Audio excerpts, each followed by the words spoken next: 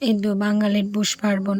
তো আমাদের তো নিয়ম, পৌষ পার্বণের আগে আমাদের একদম লেপাপুছি সব করতে লাগে। সব একদম সব মানে বাড়ির যা আছে সব কিছু ধুয়ে নিতে লাগে। তারপরেই যে পরের দিন আমাদের লক্ষ্মীর ভোগ লাগায়, তার জন্য মা এই যে দেখছেন আয়োজন করছে, সবজি কাটছে।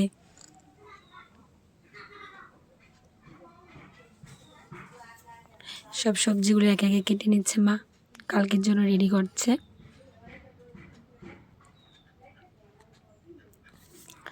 তো আজকে তো আমাদের পৌষ পার্বণ চলে এলো।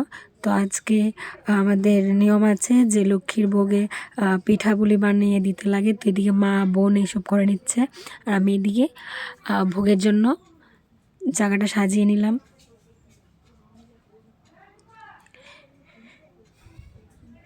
সব কিছু রেডি হয়ে গেল, এখন লক্ষ্মীর কাছে ভোগ লাগিয়ে দিলাম।